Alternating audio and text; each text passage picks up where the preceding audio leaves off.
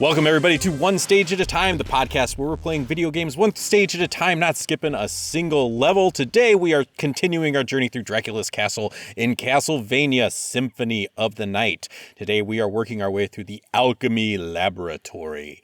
I'm Aaron Eason. I'm joined by Andy Prim. Hello, Andy. I'm ready to discover the Key of Solomon and turn some fecal matter into gold. Holy shit. I don't even know what you're talking about. This is going to be great. Talking about alchemy. Oh, gotcha. Of course. And we're joined by Sam Ingersoll. Hello, Sam. Hello. I, too, am into poop stuff. I was going to say, I missed an item somewhere along the line. That I have no idea what you We were playing a different game. Yeah, no kidding. Gentlemen, let's talk about Castlevania. Well, before we get to the alchemy lab, we need to make a quick trip to the corrections department. Oh, no, I feel like it's been a while. It has. And it's not really so much of a correction as it is I fucked up and forgot to mention something. But last week on the program, we completely neglected to mention the musical track for the entrance stage. So let's do that real quick. This track by Michiru Yamane, who composed just about every track in this game. But anyway, that track is called Dracula's Castle. Pretty simple name there. But that was by Michiru Yamane. And then another quick correction. When we were talking about the prologue stage, I neglected to mention that the song that plays when you battle Dracula is from Rondo of Blood. So that's the same boss theme from Rondo of Blood. So that's not by Miss Yamane. That's by an artist who's credited as Sanopi, because that Rondo of Blood was made at a time when they were still using fake names for all of the staff that worked on Castlevania. So I don't really know who that person is. And in fact, going back to like Castlevania 1, it's unclear who actually made Castlevania 1 because they were using fake aliases. And no one's come out and been like, it was me. Yeah, I think there's certain people that they believe may have been responsible for it, but nobody actually knows for sure who created Castlevania. Well, you guys, I'm here to break the story. It was me. I made Castlevania. I did it. You're welcome. You were going backwards in time, like Tenet, and making it, and then coming back forwards in time afterwards. I have the Benjamin Button disease. Oh. So I was an old man, and I made Castlevania. And but I didn't lie. I never played it. I just made it. And so this is my first Castlevania game still. I was hoping it would actually be more like the Immortal from Invincible, and that you're actually Abraham Lincoln. I'm Abraham Lincoln, yeah. And then Spoilers if you're watching the show. Yeah, if it wasn't obvious from the fact that he looks exactly like Abraham Lincoln. Yeah, there are no dark-haired, bearded men out there at all, ever. With like a mole in that exact place. I mean, come on. We all know. Okay, he had a mole. I didn't even fucking know the that. Lincoln Mole. The Lincoln Mole, the famous dude. Lincoln Mole. Come it was like on. Cindy Crawford. He was so sexy That's with that right. mole on his face. It was this trademark. Now, if the Immortal had been wearing a stovepipe hat, then it would have been like, well, yeah, there you go. Right. Yeah, it would have been. That would have been too on the nose. It would have been a little too obvious, but they gave him that mole, and so we should have picked up on it. That was the clue. All the real heads should have known at that moment.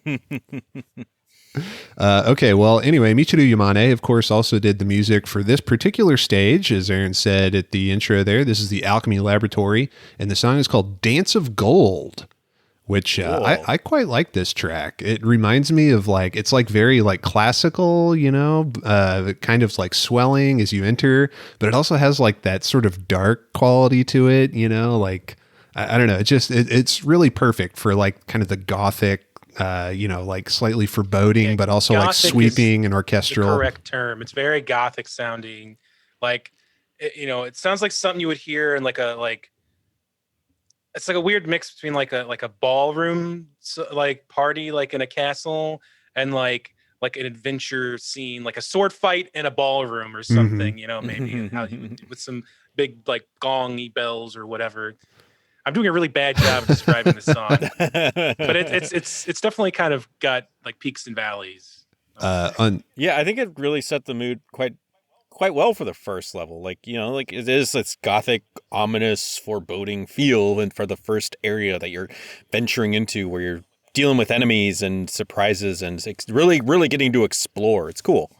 Yeah, I think that's a good word, explore. That it's very like it's the curious music. It's like the music keeps changing and moving, so it's like it kind of matches your pace of the game where you're like exploring around in this new area. Yeah, like the entrance music is like I already forgot what the name of that track was. Dracula's Castle. It's like sort of like, kind of like freaky, you're entering the castle. It evokes kind of like this eerie quality. It's not really like classical music or not really in that style, which I think it's cool. Like the music kind of jumps around in style depending on, where you're at. What part you're in. It reminds me of like, I don't know, something like Cowboy Bebop, where like the soundtrack just covers like so many different genres, but somehow it like all fits together. Yeah, I would say like Dracula's Castle is more like a orchestral like metal song, because it's got like these like wicked like violins, I guess they're supposed to be, but it's like it's like you can like rock out to it, and it's got some sick drums in the background, whereas Dance of Gold is straight up like, mysterious, I'm in Dracula's castle, stings, and then mystery sounds and stuff like that. Dracula's Castle is like Trans-Siberian Orchestra music.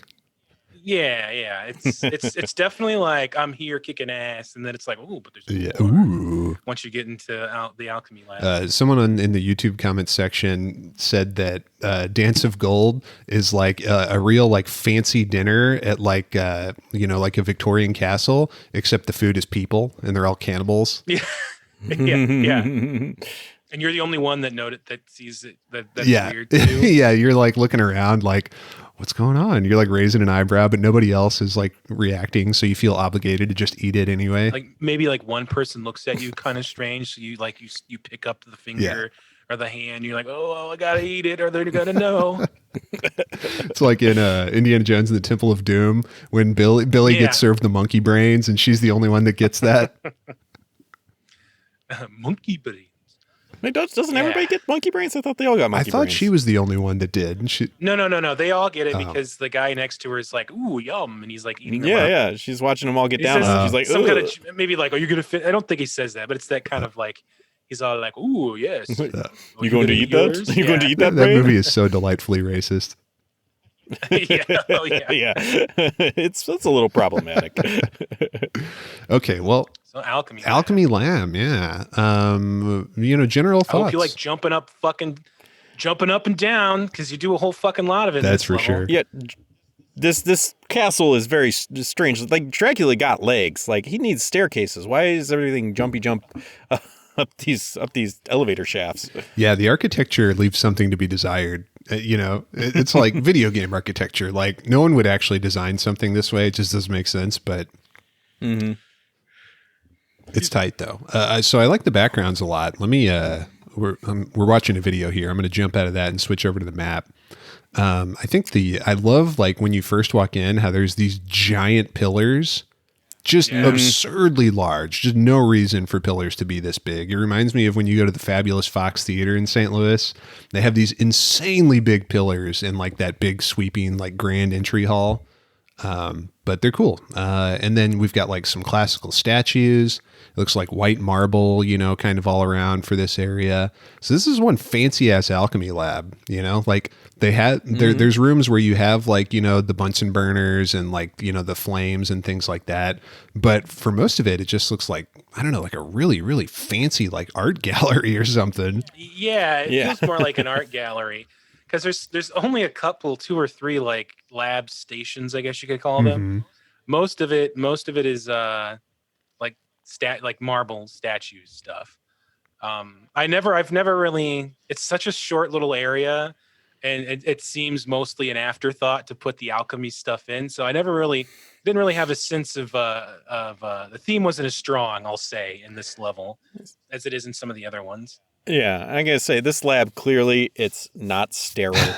It's not, which you might not need it to be for alchemy. I mean, just you're turning poop into gold. Turning so poop into gold. Matter. I feel like a couple. You don't want it to be sterile. Sterile is the opposite. That's right. I feel like there's like a couple skeletons that were like, "Come on, Dracula, please.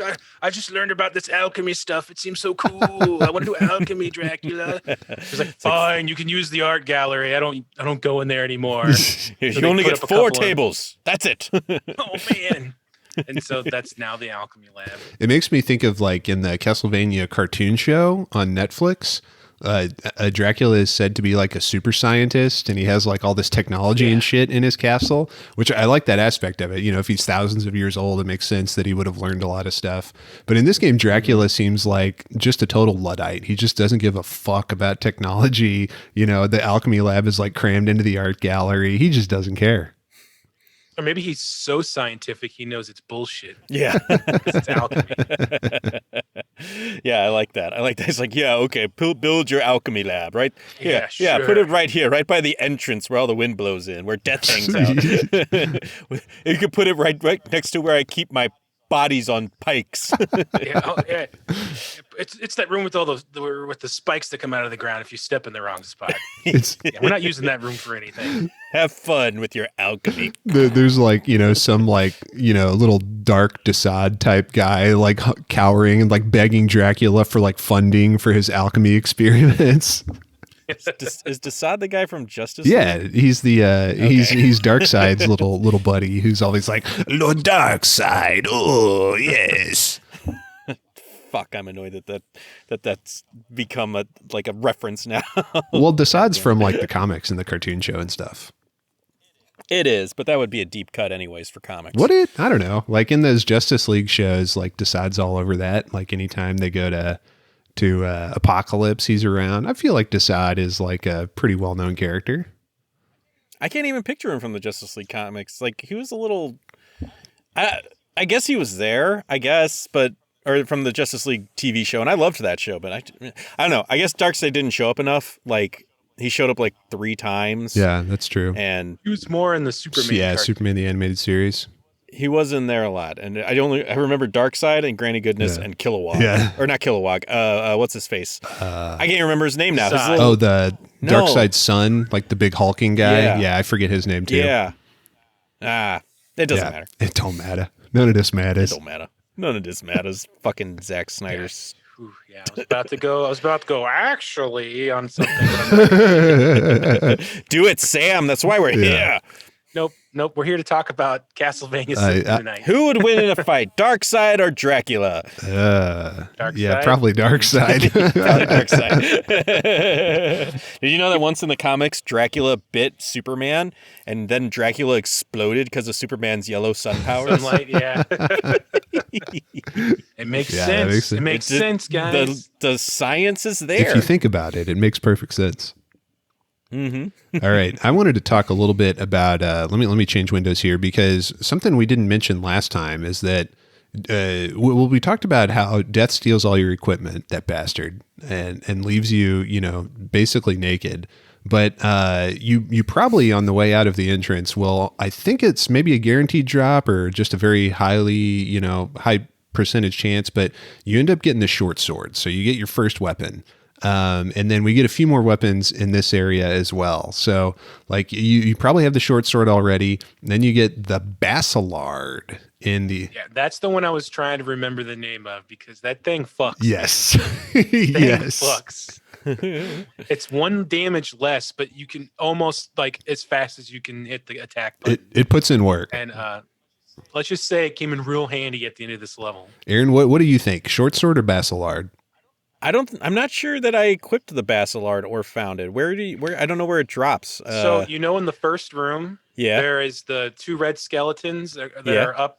There's that elevator. You have to get on the elevator. You have to get on the floor with the elevator and then flip an axe so it kills the red skeleton over the switch, because you have to press the switch to lift the elevator. So you kill the red skeleton who just crumbles, and then you jump up onto the elevator and it goes up, and you can go in and you can get the Basilard. Okay, so I did not get it then, because I was like...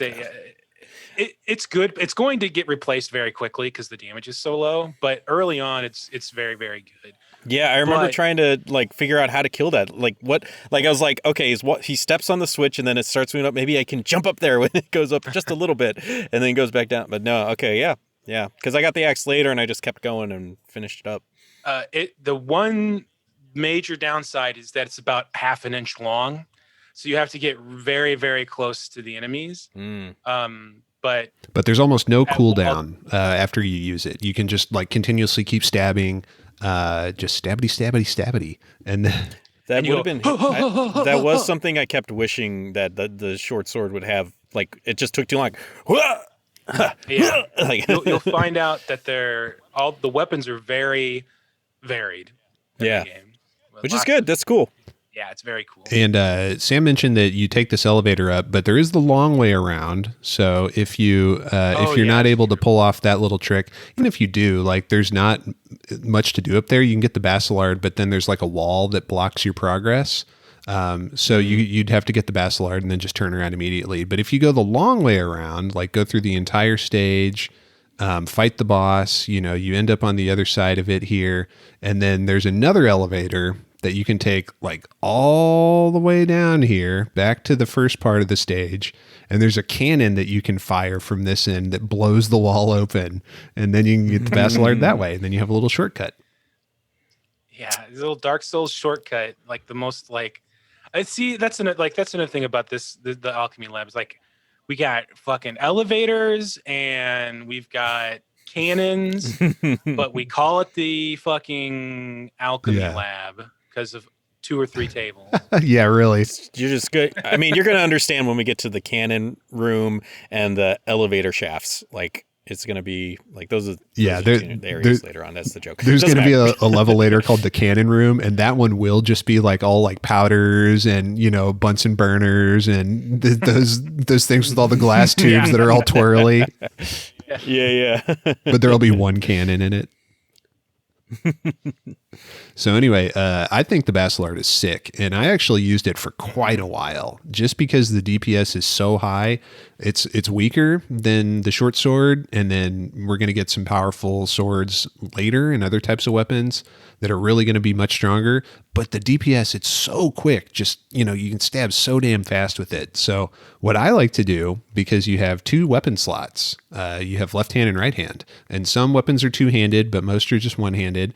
I like to equip a short sword in the square button slot and the Basilard in the circle button slot, so that I have like a stronger, longer range weapon, but then I have a short range weapon for stabbing up close and for stabbing candles, because you can stab them a lot quicker that way.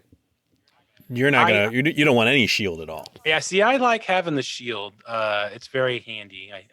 And there's other reasons why I tend to like shields more than anything else. Oh man. So like I was having some trouble even at first, like not a ton, but it was annoying. The axe guys, like I was jumping and ducking and jumping and ducking. And I was really annoyed when I realized that I could A, destroy the axes, and then B, that I could just block them. And it was not an issue at all just to use my shield. And I've played this game for years, decades at this point. Did not know you could hit the axes. Oh, wow. Yeah. I've never tried. Yeah. So the fellows are referring to the Axe Knight, a quintessential Castlevania enemy. These guys were even in the very first game, and they're always pretty annoying. And maybe not so much in this version because you can out-level them so quickly, but in a lot of the classic games, they are super annoying enemies. They can throw axes at 2 levels, like a high throw and a low throw, and you can either duck or jump over them, but they boomerang back. So it makes it kind of tricky to deal with them because you got to get up close and stab them, but also avoid the axes, and then and they take a fair amount of damage. Like their HP is fairly high for when you encounter them. But they are weak versus getting hit. Yeah. It looks like. the one weakness, stabbing. So I pulled up so the guys could see. This is later in the game. We'll find a way to like look at enemy data, and so this is the in-game data for the Axe Knight. The description: low-level Axe Knight, and I think there are stronger variants later on. Different colors, yeah. But it says weak versus hit. There's an element, a hit element, which I think is just like a physical strike kind of element. Non-elemental. Yeah, something like that. Maybe. But level 4, 32 HP, not a particularly intimidating enemy. I mean, I guess when you first encounter them, they could be a little tricky compared to the absolute jokes of enemies we met in the entrance. Unless you went back and fought the Owl Knight, in which case you probably got fucked. If you think about it, though, they're a really good way to teach you like how to dodge projectiles, since a lot of enemies do that at varying, and some of them are projectiles in a sense. And these are pretty slow. They're annoying because of where they're placed, but like it kind of in a safe way teaches you, all right, you're gonna have to be doing this kind of shit a lot. So get used to it now. For sure. With baby's first axe thing. There's definitely enemies later that like, yeah, it's a good progression. Like this is training wheels are here now. Like you can stand to take a few hits. It's not a big deal. But later there's enemies that like even one hit is going to seriously deplete your HP. So you have to get good at avoiding them. Although you could just be casting spells and that would help you deal with these guys at a distance. Sure. Aaron, I didn't feel like looking up. Okay. That was going to be my next question. If you get, because at this point we wouldn't have in-game knowledge of spells, but if you had like meta knowledge, you could just cast these spells with the button inputs from the very beginning. I was going to ask if either of you guys had done any spell casting yet. No, I didn't do any spell casting. I knew, like, I thought I remembered that you could like do stuff without finding anything, but I like looked at my inventory. I'm like, okay, I don't have any spells yet. I'm just going to do this legit. I'm not going to metagame it and go find them before in game. I'm just going to wait till I get them, and then I'll Alakazam, all that shit. At that point, and I decided not to look anything up on it. Well, then I suppose we can hold off talking about spells for now, although I'll just say that if you do have knowledge of spells, you can completely trivialize this area. Yeah. Which Andy does have knowledge of spells. I do. I mean, so when I've been replaying the game for this series, I didn't really use spells much until I got to the point where you can learn them naturally, and then I just looked them all up and started using them liberally. But it won't take us too long to get there. Like I think in the third episode from now, we'll finally learn our first spell naturally. Okay, I'm just going to ask one question. Do they use your hearts? Is that like your spellcasting powers? Negative. Okay, so that's just your secondary weapon. Yeah. Your spell. You have MP. You actually have MP. So it's that blue bar that's next to your HP number, Gotcha. Which is weird. Like I forgot that the HP is just a number and it goes down. You don't have a bar for your HP, but you do have a bar for your MP. Very strange. I was like, why isn't my HP going down? And then I realized like it was, and that blue bar was not my HP, and then I was very close to death. It is it's quite different from what we're accustomed to these days. Like there's almost always a health bar, or in certain games it's just your screen gets redder than red. This was kind of before there weren't, for this kind of like action RPG, there weren't a lot of tropes yet. They were still kind of figuring shit out. Mm-hmm. We've gone through tropes. I don't think there were too many in this era. As far as the action side, there was a lot of RPG tropes by this point. I was going to say one trope that did not catch on is when you get hit, the little number appears and then it zooms over to your HP and makes it go and takes it away from your HP. That did not catch on, but I think it's quaint and cute. It's a cool little touch. That's what's nice about this game, is that there is a lot you can miss. Like the backgrounds really add a depth to the levels, but if you're not paying attention, you won't notice that it's not just columns, but it's like a big empty like court. Like there's like a central part of it that's like, if you think of it like a 3D space, it's like deep with like other, like we're seeing like the other side of a open space with like these kind of like outcropping kind of like balconies almost. Mm-hmm. So it's, and then like, little things like the way your health actually depletes and like the way enemies die specifically.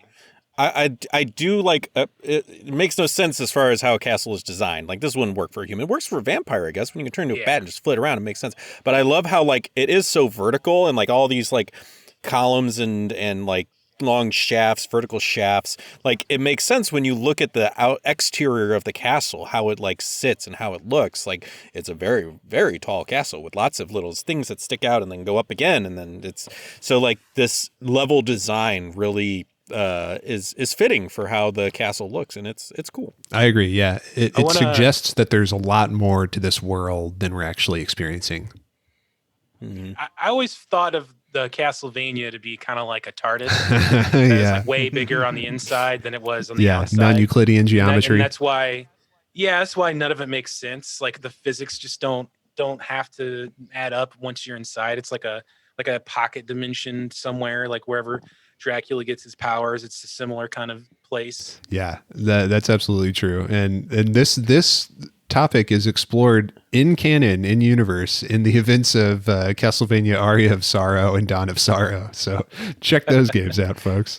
How many Castlevania games have you fought Dracula in? Oh, God. Because if he was a Time Lord, how many of his reincarnations or regenerations has he used? Has he gone through his 12? But what a lame Time Lord. He comes back looking exactly the same every single Yeah, and he's time. usually alive. What are you talking about? He's got better graphics every time. He's usually alive for like 30 seconds too, and then you kill him. It's like the whole game, the enemy's plan is to resurrect Dracula, and then they finally do it, and then you just kill him. Yeah. All right. Let's see. One thing I wanted to mention here, we've got some secret rooms. We've got some breakable walls and floors and secret areas. So Aaron, I wondered if you had found any of them. There's this room pretty close to the start of the stage where it's like a vertical room that you walk into. There's a lot of these platforms you jump up, but at the very bottom of it, there's 2 breakable areas. There's a breakable wall on the left and then a breakable floor beneath you. I found the wall on the left. I did not discover the breakable floor beneath me. I feel like I need to go back and get that HP up now. But yeah, no, I didn't find that one. I found the breakable wall, not the floor. I found them both, but I think there's going to be a point where I don't remember some of this stuff. Yeah. You know, I like most games, you've played the beginning of most games more times than you've played the full game. You know, like you'll start like, you'll get distracted or decide you don't want to play it. You know, we're barely into this game, so I still remember a lot of this stuff pretty well. And honestly, from the replay I've been doing and looking at maps and things, there doesn't appear to be that many like really cheap breakable walls, like not as much as I remembered. It feels like most of it is kind of like you can kind of sense that would be a secret area. Mm-hmm. Just got to hump those walls like you do. Yeah, I have started doing that. I have just started stabbing walls. Like, is this a secret? Are you a turkey? Come here, turkey. Pretty soon, Aaron's just going to be going around his house, just like cutting the walls with a butcher knife. Okay, so there are a few areas that we are kind of like tempted by that we can't access yet, and the game's kind of continuing to mess with us this way, but not in like a really mean way, just more in like a, kind of putting it in your head that you will have to revisit areas later. It's titillating us is what it's doing. Exactly. It's titillating us. There's a conspicuous hole in the ceiling that you can't get through. Again, we need more verticality before you can come back here. And then there is another area where you can't go through a locked door. There is a mysterious blue door, or this door with like this blue glow around it. Didn't it say it's magically sealed or something like that? Yeah. Yeah, keep this in mind, folks. This is a pretty important blue door, believe it or not. It's easy to forget, honestly, but remember it's here because we're definitely going to need to come back to it later. That like leads to Dracula, doesn't it? Like at the end of the game, like you go through that door to get to Dracula and kill him. In a roundabout sort of way. I mean, not really, but you will need to go through this door on your way to killing Dracula. All doors we pass through this game eventually will lead us to killing Dracula. In a roundabout way, every door we go through is Dracula's door. It's like how all roads lead to Rome. Mm-hmm. Mm-hmm. And I want to talk about the boss, but one more thing. I like this little quote-unquote puzzle where there's a crate on the ground and there's these little arrow spike things sticking up and there's floor switches. And if you press the switches, the arrows go down, and then you can push the box, and then there's like an area that's too high for you to get to. But if you push the box onto the spikes and hit the switch, it raises the box up just high enough that Alucard can jump up here. Were you able to solve this fiendish puzzle, Aaron? Yeah. I was. It's technically like the guide. I read the guide and I was like, well, yeah, that's how you do it. But you read the guide, but you were like, I could have figured that out on my own. It doesn't count. I'm not. Yeah, sure, whatever. I don't really know how to approach that. So yeah, sure, I'm an asshole. I don't know. No. We're just joshing you, buddy. You're not an asshole. I feel like one though. Like I'm calling myself one for even saying it like that in the first place. Like in my head, I'm like, "What are you saying, asshole? What do you just say?" Yeah, well, I read the guide, and then that's I knew how to do it. But like, it doesn't matter. Yeah, it don't matter. None of this matters. None of this matters. Well, anyway, if you solve this puzzle, you get to this room where there's a little globe, and it's breakable. And when you break it, an item falls out. I forget exactly which one this is. I think maybe the sunglasses, which is an accessory you can equip that I think increases your intelligence by like 1 point or something like that. I think it decreases your intelligence by 1 point, but your it defense ups, goes up. Yeah, it ups your defense by 1 point. There I found them, and I was like, "Is this worth it?" It says that they're cool looking. You bet your ass I'm putting them on. Yeah, And you get one less intelligence because you're wearing them inside. Yeah, exactly. it's dark, and we're wearing sunglasses. It's 106 miles to Dracula's castle. Punch it? Is that what he says? Yeah, he says punch it or hit it or something. Something like that. Hit it, I think. That was a Blues Brothers reference, folks. But we do get several other pieces of equipment here. We get the cloth cape. We get the hide cuirass. We get the leather shield, which like I was kind of a shield detractor earlier. I like having the Basilard in my offhand. But I will say, situationally, I do like a shield. There's certain situations where I think a shield really comes in handy. It just makes certain enemies easier. Like you don't like the X knights are they're nothing once you have a shield. Like they're nothing. Yeah. And another enemy that they make significantly easier is the boss of this stage. So let's talk about the boss. We've encountered finally our first real boss. Yeah, I've got to say though before that, the cloth cape, I like how it changes how you look. Like, oh yeah. How it's this sweet red now. It's awesome. Looks great. It's a damn fine cape. That's a great little detail. Just about every cape will change your appearance. I wish more pieces of equipment did that. Like it'd be cool if you put on sunglasses and he was actually wearing the sunglasses. I was trying to tell if there was like a little dot of red or something on his face now, but I couldn't say for sure. That might be too much to ask. They were really testing the PS1 here, but that might have been too much to ask. Okay, so let's talk about the boss of the Alchemy Laboratory, Slogra and Gaibon, a dual boss, a team up, if you will. And you could have met them in the entrance for an optional encounter, but they would have run away like Ridley in the opening level of Super Metroid. But here we're fighting them for real, to the death. Fellas, what did you think of Slogra and Gaibon? Well, I fought them to the pain. I cut off their ears and their nose. No, their ears they kept. I thought they were pretty good. I thought they were a interesting, somewhat difficult first boss, especially since there's two of them. I died twice, just once, I think. They're annoying until you figure out how to easily beat them. They're not hard, but they're definitely annoying because like you can get caught kind of in a stun lock, bouncing around. But the fucking Basilard, you just like they drop down and you just like boom, kill them. And also the axe sub weapon makes them a super joke too, because you can just huck it through both of them at the same time when they're up in the air. So shield, Basilard, axe, easy peasy, lemon squeezy. Yep, pretty much. If you know how to do it, they're fairly simple to deal with, but they can be a bit of a challenge. When you first encounter them, it's very natural to die the first time you see these guys.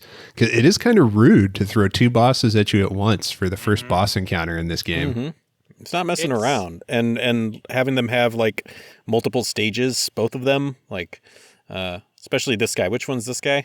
So this is Gaibon. We're watching a video. I intentionally put on a video where the guy playing it isn't like doing that good at the fight, so that it can demonstrate a little bit more how dangerous they are. I didn't. I think I killed the other Gaibon first, maybe, because I don't remember. I didn't get him doing the big crazy fireballs. Okay, so that's an interesting little tidbit. So Slogra is the lizard guy with the spear. Gaibon is the flying gargoyle looking guy that spits fire. And depending on which one you kill first, it'll kind of change how the rest of the fight plays out, because like they fight together. Like Gaibon will pick Slogra up and then drop him, and they're almost easier to fight together because they follow like kind of a predictable pattern. But as soon as one of them dies, it kind of screws up the whole pattern. The other one will enrage, basically. Yeah. They both have like a second form, so to speak. Gaibon's, he turns red. He's normally blue. He turns red. He spits bigger fireballs that do more damage and they're harder to avoid. And Slogra gets rid of his spear and starts trying to stab you with his face because his face is pointy. It's a much more aggressive stance. Like he's like poised to strike. Like he's like ready. Like, but it does seem really stupid that he switches from sharpened spear to face attack. He kind of goes berserk. He goes more feral, right? So he like drops the human aspect and goes, straight into. Yeah, exactly. It's like in Berserk when the apostles transform from their human form into their monster form, and then they're very serious. But it's a if you're newer to video games, this is probably a super hard fight. But if you've played enough games to know to like pick out patterns and realize, I can use my shield to block all these fireballs, then it's not. So then it's more of a timing issue than anything else. Yeah, and you can also destroy the fireballs. You can just stab them right out of the air. I'll admit, I always naturally pretty much kill Slogra first because Gaibon's flying around, Slogra's getting dropped down in front of you, and it's kind of easy to get them into a pattern where Gaibon will drop Slogra, you stab him a few times, he gets picked up, he moves, you move to the side, he gets dropped, you stab him, kind of rinse and repeat until you finally kill him. And that's not too hard to do. But then Gaibon by himself starts flying around more erratically. He'll like charge at you sometimes. He'll spit fireballs diagonally down or straight forward. And so it can be difficult to get close enough to him to actually stab him, which is where the axe can come in handy. But if you run out of hearts, because we don't really have that many hearts at this point. I grinded out and got full hearts for the That's pro gamer stuff right there. That's like big brain time. Grinding out the hearts. But anyway, I found how many candlesticks did you kill, Sam? Well, I found one that was a 5, the big hearts, right near a doorway. So I would grab it, jump back and forth, really like over and over again until I filled up my hearts all the way. One thing I like is that because they're two separate enemies, they both give individual experience points. So you can actually level up mid-fight, which actually happened to me. I killed Slogra, I leveled up, and then I killed Gaibon. I think that happened to me too. That sounds familiar. They both have 200 HP, and their enemy descriptions, Gaibon is called Fire-Breathing Flying Demon, and Slogra is called Demon that wields an enchanted spear. So apparently his spear is magical. Well, I wish I could have picked that shit up, man. That would have been cool. Yeah, I wish we knew more about that. Yeah. It seems it's an enchanted spear. Now it's gone. I think you maybe can get his spear in one of these games, like one of them where you can like craft enemy souls and make weapons out of them or something like that. But that's not this game. That would be a much later entry in this series. That's all right. Well, Slogra and Gaibon, they pretty much always come as a pair. They're best buddies. They show up together in basically every game that they're in, and they're in a lot of them. Their first encounter was in Super Castlevania 4, which is, of course, a Super Nintendo game. And let me see if I can pull up a video here to show you guys what that looked like. You don't actually fight them simultaneously in that game. You fight them one right after there. Have either of you guys played Super Castlevania 4? Nope. A long time ago. All I remember is the room where you hook onto the peg and the whole room is spinning around. Yeah, that's a good room. Circles. I don't remember much other than that. Okay, well, it's a very difficult game, but when you finally get to the last level, you fight 4 bosses in a row, essentially. You fight Slogra, then you fight Gaibon, and then you fight Death, and then you fight Dracula. But here's the first appearance of Slogra. So this is Simon Belmont, because Super Castlevania 4 is a remake of Castlevania 1. So you're playing as Simon Belmont again. And Slogra, very much like in Super 4, he's bouncing up and down. He's trying to stab you with his spear, although he can shoot fireballs in this version too. And same kind of like rage mode where when you get him halfway down, he casts his spear aside and just uses his face as a weapon.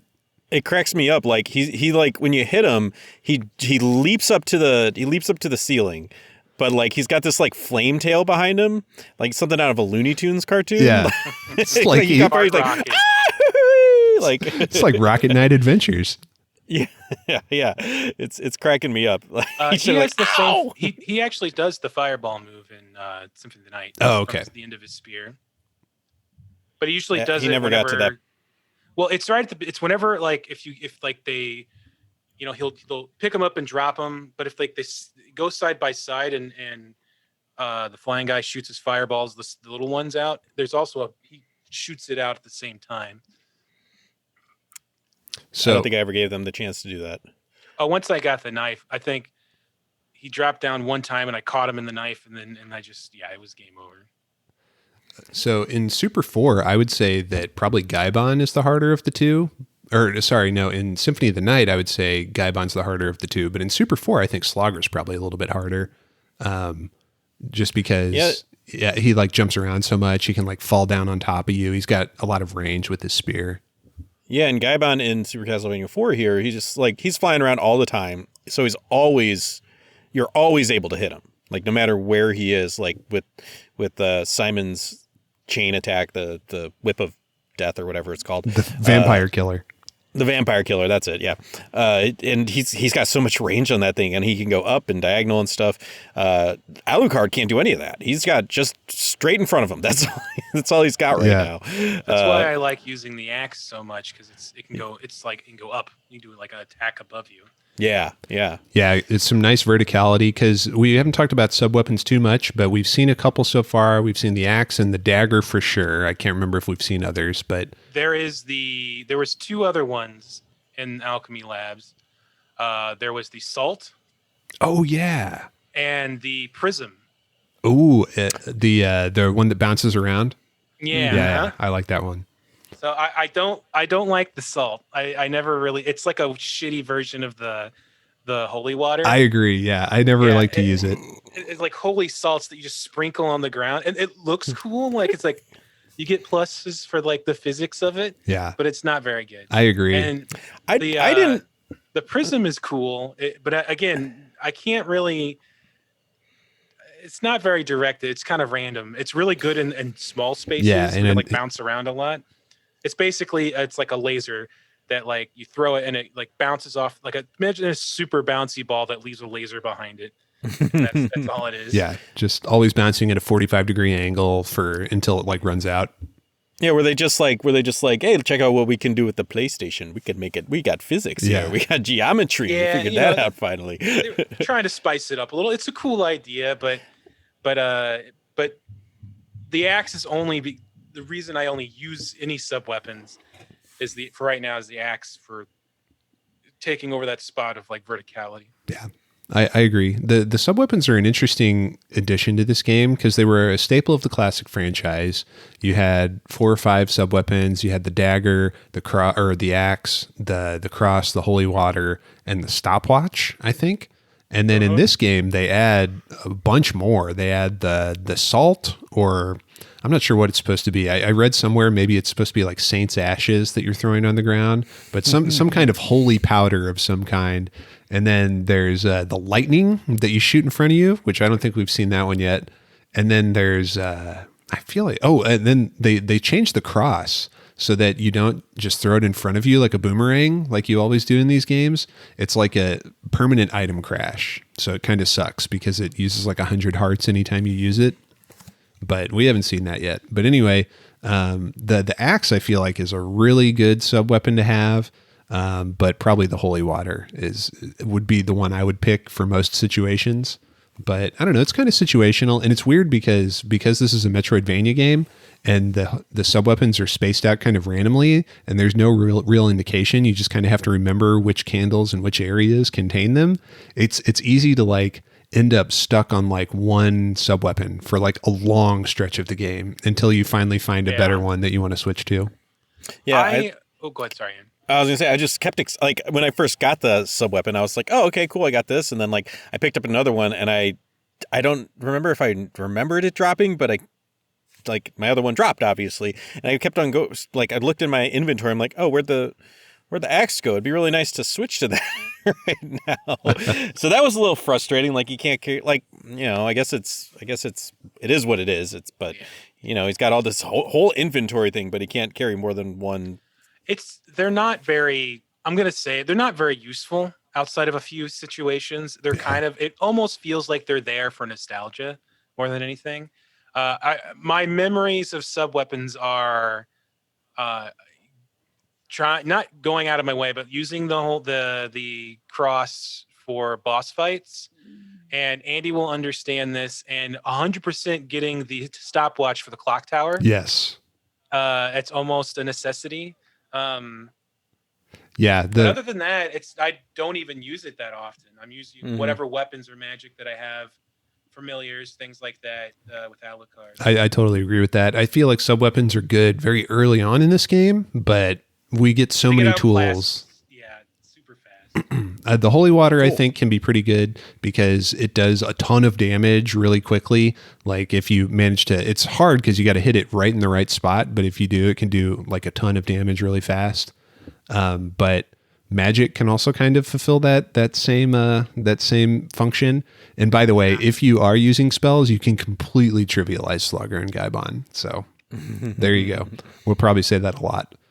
But I wanted to say just a little bit more about the terrible duo, Slogra and Gaibon. Slogra, his real name in Japanese is Berrigan. I'm not sure what that means or why they changed it. Gaibon is just called Gaibon. So I'm not sure why they changed Berrigan to Slogra, but left Gaibon the same. But there you go. Like I said, Super 4 is their first appearance. Then Symphony of the Night is where they probably most memorably show up in this dual boss fight. They're also in Harmony of Dissonance, but you can't actually fight them. They're just a little Easter egg. You're in like a cavern where you can see the skeletal, like fossilized remains of them in the background. Just like the alien in Predator 2. And I think there's a picture of what that looks like on this website. Yeah, that's what so you can kind of see him in the background.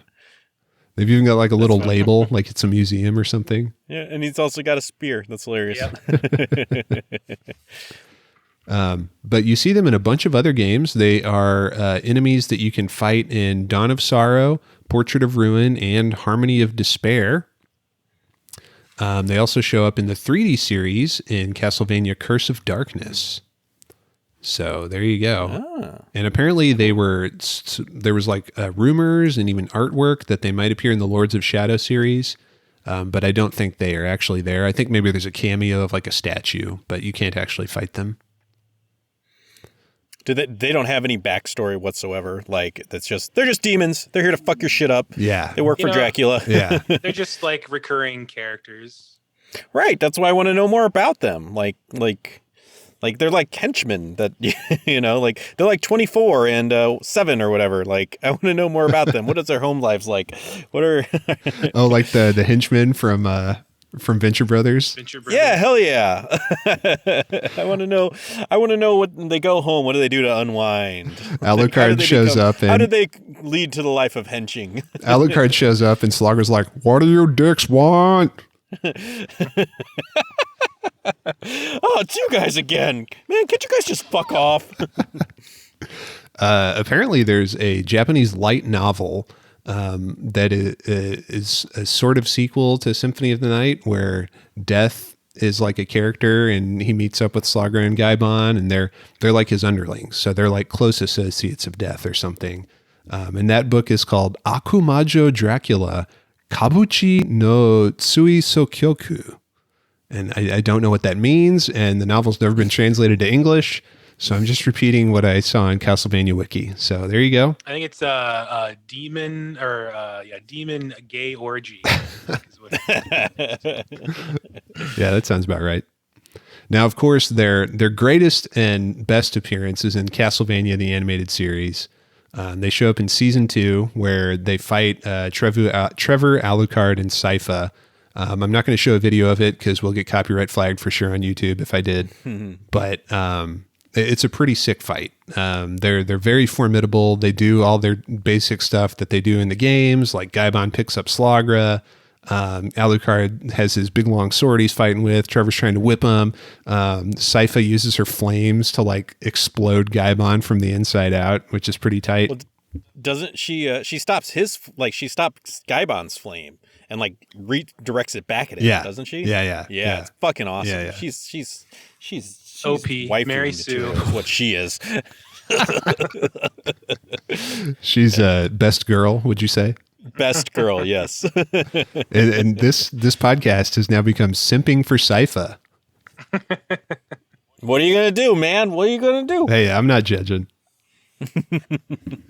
All right. Well, that's about all I had to say. Did you guys want to add anything else about Slogra and Gaibon?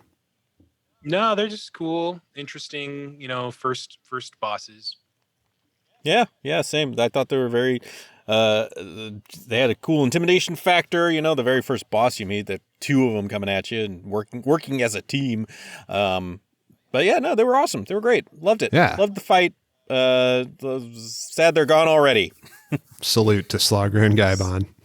We'll see them again, actually, in this game. Cool. There will be a point where, much like a Bobo, they become regular enemies at a certain point. So look forward to that.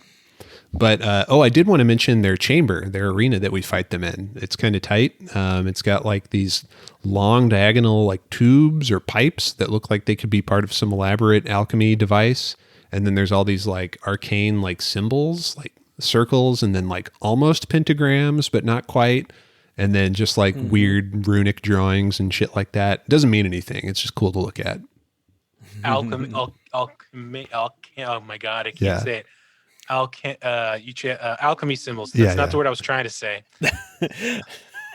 Look like alchemy hieroglyphics or runes or something. Symbols.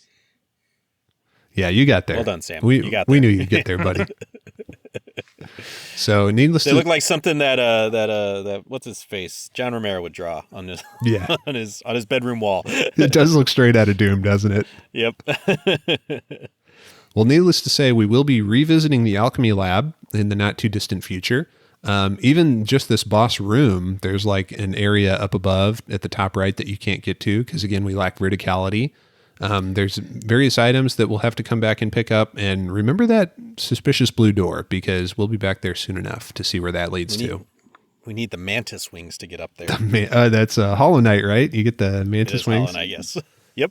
Man, I think that's the mantis wings. I think you're right. But I'll tell you, speaking of Hollow Knight, they need to release Silk Song soon. It's been like 2 years since they announced that.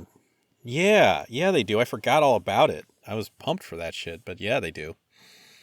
Now, Hornet, if you're going to simp for something, yes. Yeah, there you go. Now that's waifu material. Hell yeah, it is. Agrieta. All right. So anyway, that's going to do it for Slogra and Gaibon and probably the Alchemy Lab as well. No new relics. There are relics here. We just can't get them yet. But no new relics. We've got some equipment though. So we're powered up. We're moving on. And next time on the show, we'll be checking out the Marble Gallery. So look forward to that, folks. Aaron, how are we doing on time? Do we need to wrap it up or can we bullshit a little bit more? Let's bullshit a little bit more. All right. I think we can bullshit a little bit more. Let's do it. I wanted to ask you guys about this. Something that we've kind of alluded to a couple times on the show, but haven't quite dived into. It's not video game related, but it's certainly in our wheelhouse.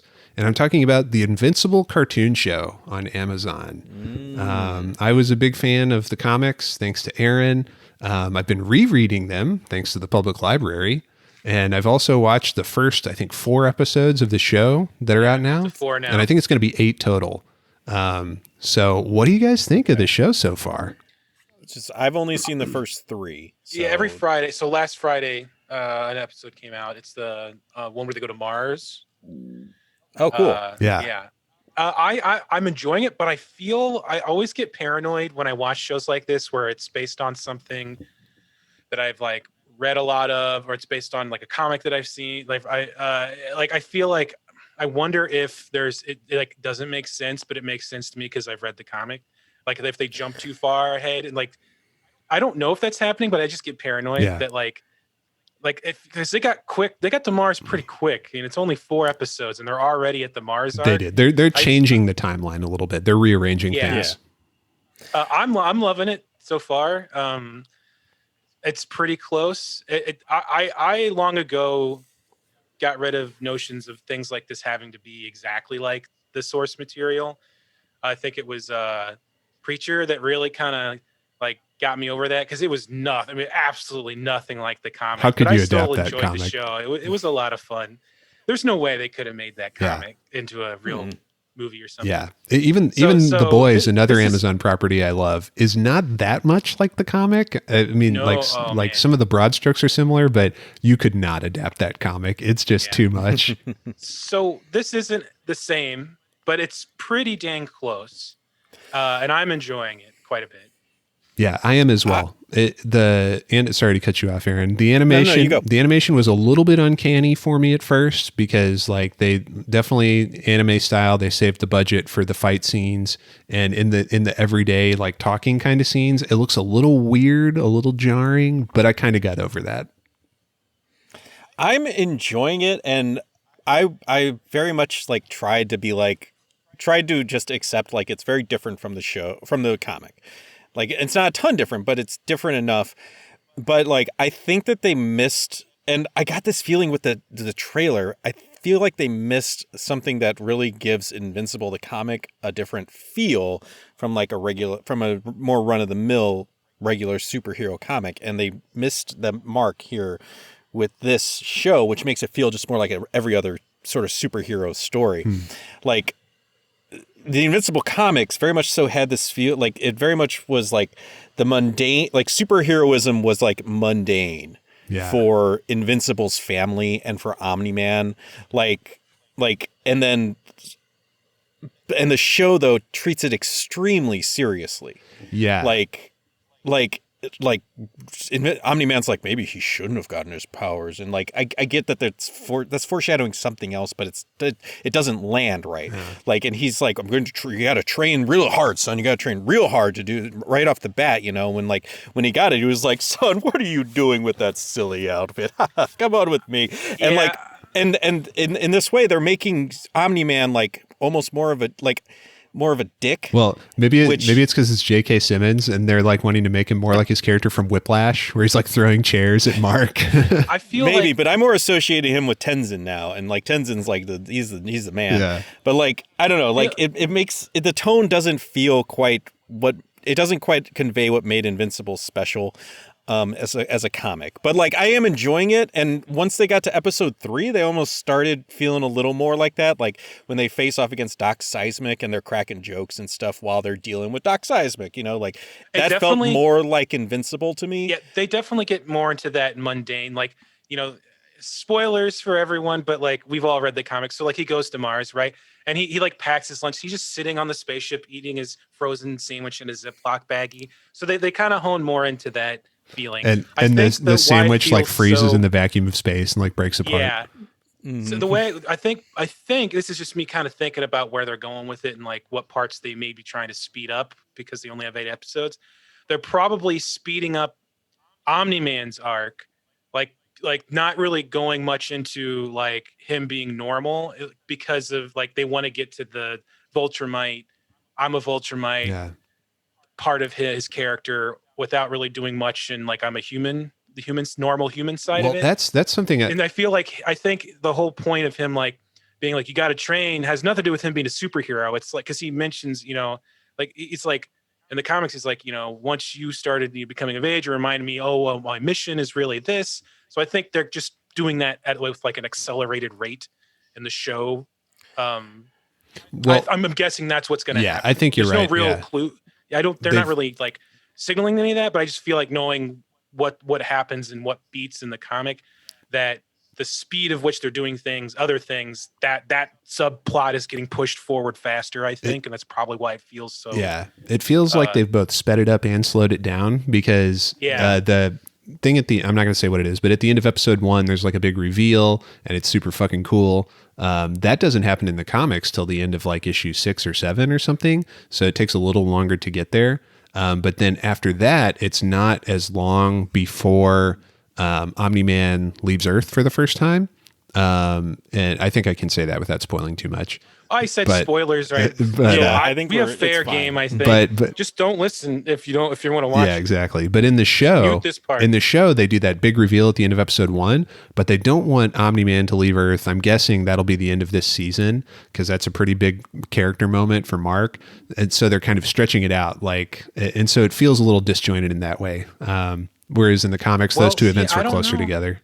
It might be near the end because I think they said someone's been cast as Oliver, so that's what he does after he leaves Earth. Yeah, right, exactly. But that's a rumor. That's just a rumor. I don't know if that's on IMDb or not. But yeah. So I think Omni-Man's arc is kind of the one that's getting fucked with more, and it's causing weird feelings because it's like we're missing the part of him chilling and being just like, oh, I'm just so more powerful and everything. Or and they there's there. There's that one issue of the comics where Mark is like away doing something, and Omni-Man takes the day off, and he and Debbie just smash all day long.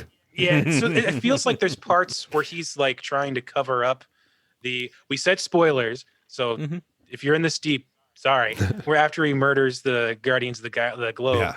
Where he's like trying to make sure everything feels okay. It's like they've taken parts of when he was just chilling and like because like he's smashing his wife at one point, trying to like everything's fine. So it's there, but I think they're just kind of like his story a little bit. Yeah, and again, like I'm trying to separate it in my mind. It's hard because I did read the comics multiple times and it helps too that I haven't read it in a while, so like it's not super fresh in my head. It makes me want to read it again. Yeah. I've been rereading them, and it's really good, but it's also interesting to compare the two. Yeah. I'm curious how they handle some stuff later on, but I'm very happy with the violence. I love it. Yeah. I'm glad it's there. It's so and nice. They say the F word. That's kind of cool. Yeah, I'm willing to forgive some small details, like it's not the best animation, but it's fine. Well, and there's a couple changes to characters that don't really matter that much, but kind of jarring if you've read the comics, and it's definitely just like a nod to like inclusion or whatever. But they make his best friend William, who's like a dumb guy in the comics who loves girls. They make him gay in the show. He's like the gay best friend. And he's always like every line is like how gay he is or whatever. And then I thought he was gay in the comics. No, he is gay. Oh, he is gay in the comics. I haven't gotten that far. Later. But he dates Adam Eve in the comics. He comes out gay in college, I think, or something. Okay. I just know he's gay later on. But they're just like out like right in the beginning. Yeah, which makes sense because like it's now because that comic came out 20 years ago. Yeah, like at this point, and so like it makes sense that that's what's happening. I was like, all right, cool. I don't know if he had that plan forever in the comics or what, because he's definitely like dating Adam Eve in the comics and like talking about how attracted to girls he is and stuff like that. And then Amber, the first girlfriend that Mark has. They make her black in the show, which is not like a huge difference, but they also totally change her character. She's kind of like vapid in the comic, and they make her like more interesting in the show. Yeah, they definitely in the comic. It's more I think they do that on purpose to make it more of a difference between Eve and her. Like Eve's got all this stuff. I can relate to Eve. She's smarter. She's more interesting. But I did fall in love with this girl first. And this whole kind of. But yeah, just some small changes. I don't remember enough about. Here's one change. Omni-Man's hair is gray from the beginning in the cartoon, and it's not in the comic. I feel like there's a little gray, but then it gets like he's got the wingtips, but I think it gets more gray as time goes on. He goes into the portal to the Flaxen area, and he comes back, and it's like full on Mr. Fantastic. Yeah. Because he's there for a long ass time. He's like 6 months or years or something. One more. That was a change that I kind of liked how they dealt with Omni-Man and the Flaxens. How they were like more than like they were like just a pest in the comics. Yeah, they were. But here they're like a fucking thing. Yeah, they make a whole episode. Well, one change I cannot support, and I can only have scorn and disdain for the creators of the show, is making Adam Eve's costume less sexy for the show. Unacceptable. Where they gave her like slight like shorts. Yeah, or something, yeah, right? like it looks like trunks at the bottom. But Rexplode 1,000 times sexier. So they make up for it there. I like it's what's his name from Jason Mantzoukas. The League. Mm-hmm. Yeah, they did Rex pretty well, I thought. Yeah. Show. It's kind of distracting having him voice it because it's just him. Yeah. It's just Jason Mantzoukas doing Jason Mantzoukas, but he's great, so it's fun, so it doesn't matter. All right. Well, we're going to keep watching that show. 4 episodes left. Maybe we'll check in later once it's all out.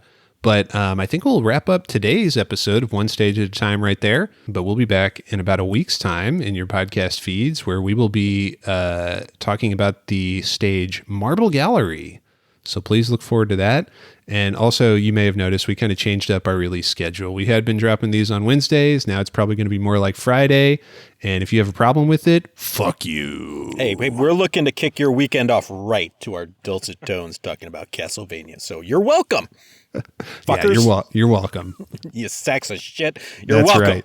Yeah, and if you got a problem with it, just delete this from your podcast feed and never listen again. Oh, fuck. Don't do it, you sacks of shit. That's what we're going to call our fans now. You're all just you're sacks Oh, of no. shit. Oh, no. I'm not sure if I like this idea. We're just working to alienate all of you. No, we love you. Thank you. We love you so much. Yes, we love you. All right, Sam, do you have any words of wisdom for our listeners today? They need to fucking deal with it and listen on Friday instead of Wednesday. Goddamn right. You've never had a truer word of wisdom than that. All right, and Aaron, what do you want to say to the fine folks at home before we go? Let us know if you even noticed that we changed our release date from Wednesday to Friday. Thank you, everybody, for listening. Seriously, we appreciate every single last one of you. You're amazing. Please like, share, and subscribe. We really, really appreciate that, too.